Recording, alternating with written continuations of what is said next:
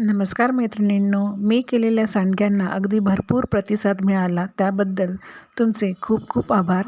त्याचप्रमाणे आज आपण तांदळाचे अगदी सोप्या पद्धतीने पापड कसे करायचे त्याची रेसिपी आज पाहणार आहोत. अतिशय खुसखुशीत आणि दुप्पट फुलणारा हा तांदळाचा पापड आहे आणि याची टेस्ट देखील अतिशय छान लागते. हे पापड करण्यासाठी मी राशनचेच तांदूळ घेतलेले आहे. ते तांदूळ आपण आता स्वच्छ धुवून घेऊयात. तांदळाचे पापड किती करायचे आहे त्या प्रमाणामध्ये तांदूळ घ्यायचे. मी इथे 1 किलो तांदूळ घेतलेला आहे. तांदूळ हा राशनचाच आहे किंवा राशनचा नसेल तर कुठलाही जुना तांदूळ घेतला तरी देखील चालेल. तांदूळ स्वच्छ धुवून मी लगेच वाळवून तो गिरणीमधून दळून आणलेला आहे. हा धुतलेला तांदूळ उन्हात देखील वाळवला तरी देखील चालेल. 1 किलो तांदळाचे देखील भरपूर पापड होतात, म्हणून मी इथे थोडे थोडे करूनच पापड करून घेणार आहे. मी इथे पापड करण्यासाठी 3 कप भरून तांदळाचे पीठ घेतलेले आहे. तुम्ही कुठलीही एखादी वाटी सेट करून त्या प्रमाणामध्ये तांदळाचे पीठ घेऊ शकता. तांदळाचे पीठ घेताना जरा एका मोठ्या भांड्यातच घ्या, कारण आपल्याला ते अजून पाण्याने छानपैकी मिक्स करायचे आहे.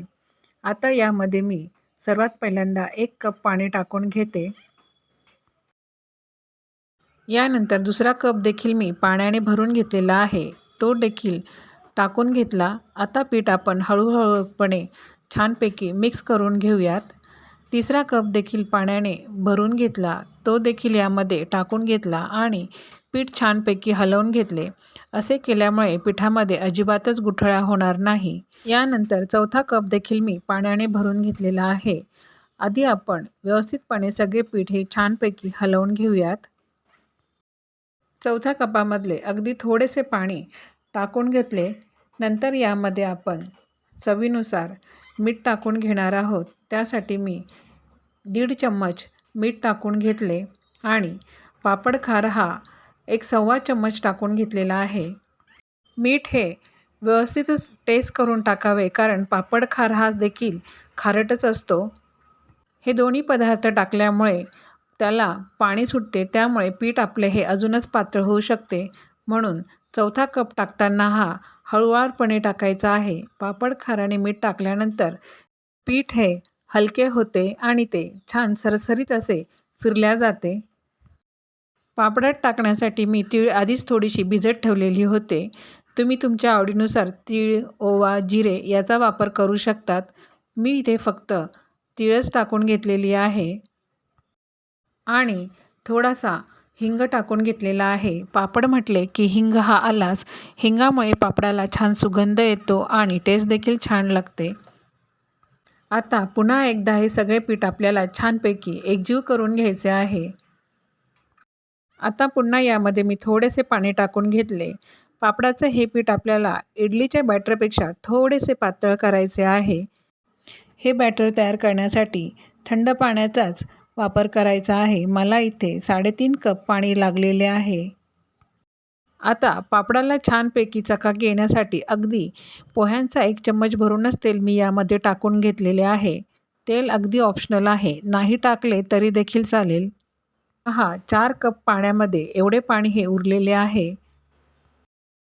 पीठ शिजवण्यासाठी मी इथे आधीच कुकर गरम करायला ठेवलेला आणि त्यासाठी पीठ टाकण्यासाठी एका भांड्याला छानपैकी तेल लावून घेतलेले आहे, म्हणजे पीठ आपले हे भांड्याला चिटकणार नाही. आता आपण तयार केलेले बॅटर त्यामध्ये टाकून देऊयात. बॅटर हे व्यवस्थित पुरेल अशाच प्रकारचे भांडे आपल्याला घ्यायचे आहे. बॅटर टाकल्यानंतर आपल्याला डब्याचे झाकण हे लावून घ्यायचे आहे. एखादे पातेले ठेवले असेल तर त्यावर ताटलीही ठेवायची, म्हणजे कुकरच्या झाकणाचे पाणी त्यामध्ये पडणार नाही. आता मीडियम फ्लेमवरती आपल्याला कुकरच्या 6 ते 7 शिट्ट्या करून घ्यायच्या आहेत. 6 ते 7 शिट्टी किंवा एखादी शिट्टी जास्त झाली तरी देखील चालेल. लगेचच कुकर आपल्याला उघडायचा नाही, तो छानपैकी 15 मिनटं तरी गार होऊ द्यायचा. जर आपण कुकर लगेचच उघडला तरीसुद्धा डब्यातले पीठ हे वरून शिजलेले दिसते, पण आतून ते थोडेसे कच्चेच वाटते. त्यामुळे पापड करताना तो मध्ये फाटू शकतो. पहा, पीठ हे मस्तपैकी छान शिजलेले आहे. असे हे गरम नसतानाच पीठ आपल्याला थोडे थोडे काढून घ्यायचे, म्हणजे पीठ आपल्याला छानपैकी मळता येते. थोडेसे पीठ काढून घेतल्यानंतर कुकर मी इथे पुन्हा लावून घेतला आहे, म्हणजे आतील पीठ हे गरमच राहील. काढलेले पीठ मी एका पॉलिथिनच्या पिशवीवरती टाकून घेते. पीठ हे गरम असल्यामुळे व्हिडिओत दाखवल्याप्रमाणेच आपल्याला ते पॉलिथिनच्या पिशवीमध्ये छानपैकी मळून घ्यायचे आहे, म्हणजे ते मळल्या देखील छान जाते. पॉलिथिनच्या पिशवीमध्ये असे थोडे मळल्यानंतर हात लावण्यासारखे झाले की मगच नंतर ते हाताने आपल्याला छानपैकी मळून घ्यायचे आहे.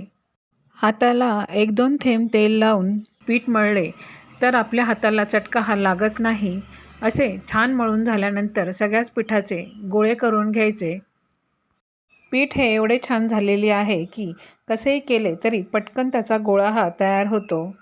या पिठाचे पापड तुम्ही प्लास्टिकचा पेपर घेऊन पोळपाटावर लाटूसुद्धा शकता, किंवा घरात करणारी एकच व्यक्ती जर असेल तर असे दाब यंत्र मिळते, त्याने देखील आपण हे पापड कसे भराभरा करू शकतो. एकदा पीठ मळून झाले की त्याचे एकदम गोळे करून घ्यायचे आणि गोळे झाकून ठेवायचे, म्हणजे आपल्याला पापड हा पटापटा करून टाकता येतो.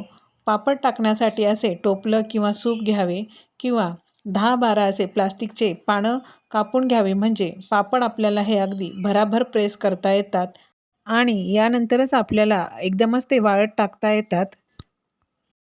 हे पापड करता करता तुम्ही घरातच फॅनच्या खाली जरी वाळत टाकले तरीसुद्धा चालेल. थोडेसे वाळल्यानंतर ते उन्हात ठेवले तरी देखील चालतात.